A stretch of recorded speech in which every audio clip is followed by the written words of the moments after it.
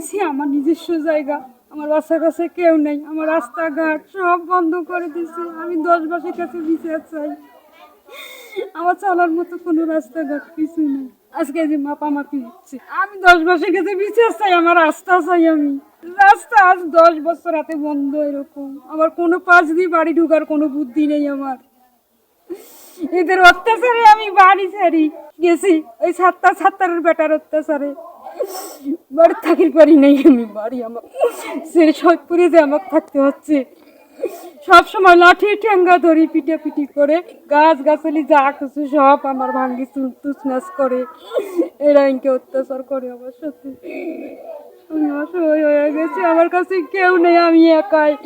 প্রথমে ছিল কি জানেন, প্রথমে ছিল ওনাদের পুকুর, ওখানে একটা টিউবওয়েল ছিল, একটা নাগাড়ি ছিল।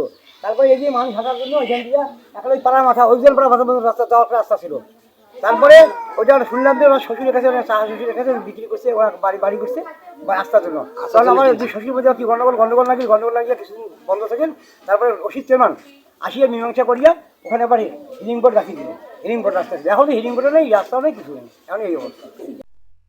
ঘাটা নাই, ঘাটা কিনছি, ঘাটা দেয় নাই। ওই ঘাটায় না ফোকাস করি, ঘাটা পাওয়া গেল, কিন্তু ঘাটা ওরা প্রাচীর দিয়ে বন্ধ করে রাখছে। তারপর আজকে যে এই রাস্তার পাশে যেটা করছিল, ওরা ডিগি দিছে, ডিগির 3 ফিট পাওয়া গেল। এখন সমাধান উভয় পক্ষে, ওদের জায়গা যারা ভাঙি গেছে তারা বান্ধি দিবে, রাস্তা বন্ধ করে রাখছে, প্রাচীর দিয়ে বন্ধ করে রাখছে। মণিপুর মাসুম এরা বন্ধ করছে। মীমাংসা করা ভালো, মহিলা মানুষ মনে করেন অসহায় ব্যক্তি, স্বামী নাই, ছেলেরা বাইরে থাকে, এরা তো বাবার আপন চাচাও হয়, মেসেল করাই ভালো, যাতে যেন একটা জোর ঝামেলা না লাগে।